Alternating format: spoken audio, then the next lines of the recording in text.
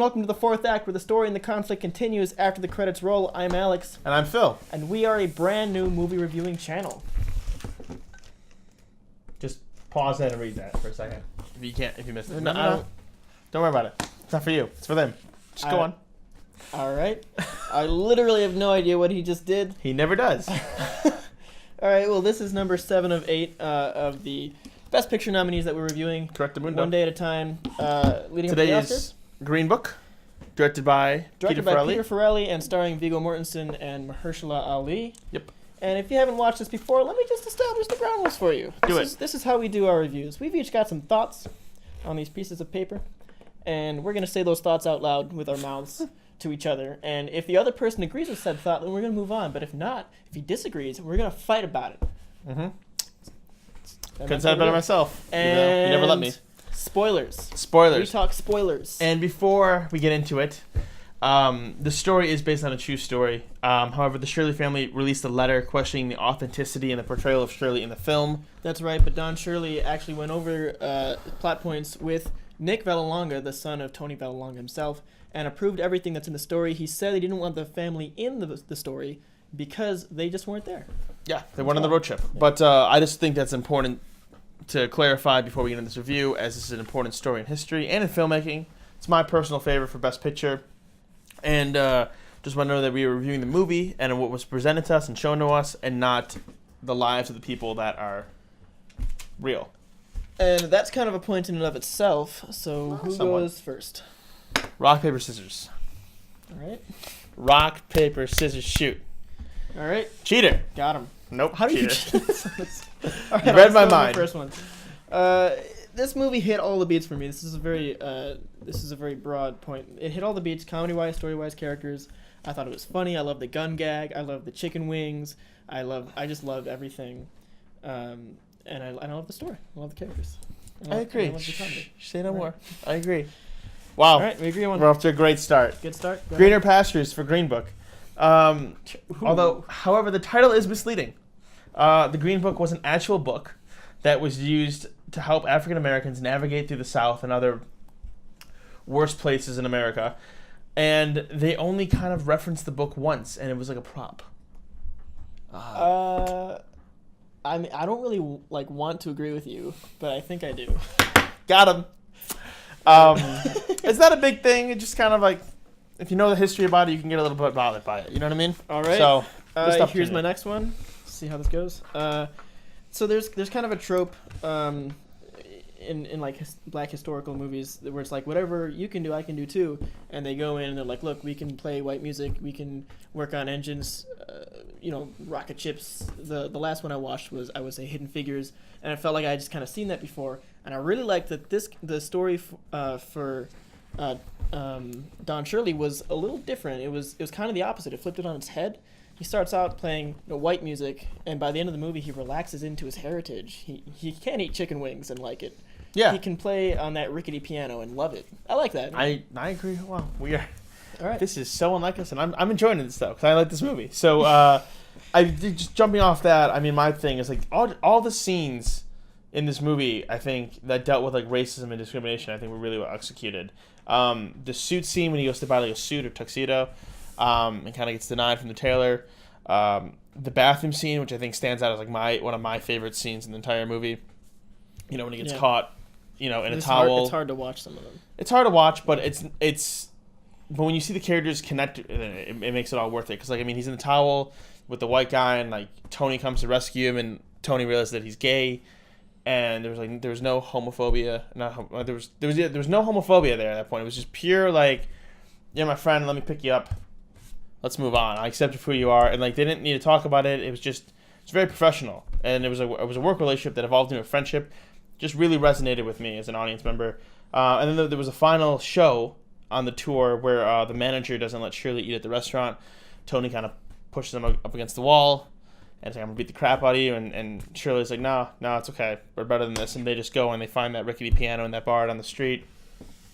And it just, all the scenes hit really well. I agree.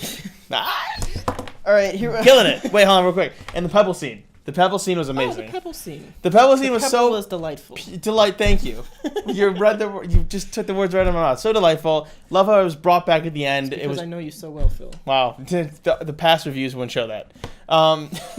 Just wait till you see Roma. We're gonna do that's Roma next. gotta be bad. But yeah, the Pebble scene it played out very nice at the end. I've got one here. Being genius is not enough. It takes courage to change people's hearts. That's a good quote, and I liked it a lot. It's a really good quote. And it didn't just apply to why Don Shirley decided to go into the South. It also applied to Tony Vallelonga's. It takes courage to do what he's doing for Don Shirley, and that certainly changed Don Shirley's heart as well. Oh yeah, because I'm assuming when there's people interviewing for this job, they're just like, no, I'm not doing this. Really write it off. I mean, his whole speech, they had that conflict, in the rain, about not belonging because he doesn't play the music of his culture, and how not belonging and not being accepted because he's gay. Talking about an identity crisis in Black Klansmen. Yeah, and That's this is even more identity crisis, I think, and it showcased a lot better, I think. But it just really hit. It was a very emotional, moving scene. I'm sure it'll be discussed as a monologue down the road. Very, very powerful performance. Yeah. That's your last one? No, I was gonna say, typically, or not typically, but sometimes there'll be the white savior in film. A white character will come in. Oh, sure. And save an African American individual or group. I would not say that that's what this is. Buddy, stop agreeing with me before I even say. Oh my God, I would say that that's not what this is either. It becomes it starts off with Tony Lip. It's a buddy road trip. It's a buddy road trip, which I love and I'm for. But it starts on Tony Lip, and you can make the argument, it could start on Shirley, but it doesn't matter who it starts on because by the end of it, they're friends, and you see them help each other as friends they need and each grow. other. Exactly. Yeah, and that's what it is. It's a duo movie. It's not an individual. Kind of, I would even go on and say, like, there's not a single, like, leading actor in this, I would say, personally. No, I'd say it's a pretty even duo. It feels like it's being told through Tony Lip's through Tony Lip's perspective, simply because it was written by his son. But they're so equally paired. I mean, like, they help. Perfect example of how they help. Shirley helps him write letters back home to his wife because he's not good with his speaking and his. I love that. His communication, and that was just a really, really nice little scene sprinkled throughout the movie. I've got a few just short ones here. Mahershala Ali continues to amaze me, from his character on House of Cards, rising all the way up through like Luke Cage, and of course Moonlight in this. Everything's different. He's a shapeshifter, and everything's amazing. I love it, and I love watching music bring people together. Well, as a musician. Okay, he's got to plug himself again, but geez. But no, I really loved how they interacted. It was such a joy. I think it was perfectly cast. I'm more kind of flabbergasted with Peter Farrelly about his directing credits leading up to this. I mean, he did Dumb and Dumber, Dumb and Dumber 2. This was certainly a comedy, which I didn't realize. It was in his wheelhouse as far as buddy comedies, but I mean, he had like There's Something About Mary, and like typically not like that extreme comedy. This is a more heartfelt, touching film that he like definitely put his touch on. I think it worked wonders. Just example of how you can grow and change in the industry and how your viewpoints can change. And then I think this might be one of my top 10 films, if not maybe top 5. Oh. And we have not talked about our top films yet on this channel. Is it better than Hancock? No, you ruined it. You gotta spoil it. All right, anyways. Let's not take away from this review. No, don't make fun of me for that. Let's not take away from this review, because Green Book was a great film. Green Book is a great film. Down the road, we'll probably do a video or two dissecting our favorite films, because I always get mocked for them, and I mock Alex for his. So stay tuned for that down the road in the future somewhere near. And if you like this video, like and subscribe. Do it.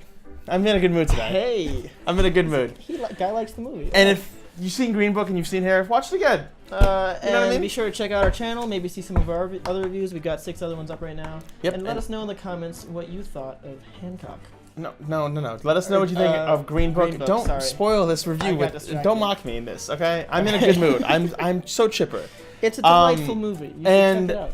Tomorrow we will be reviewing Roma, our final film in this 8-part series, and then we will be kickstarting other surprises for you guys. Phil, this is the first review that we've ever agreed on everything. Want a hug? No. Bye.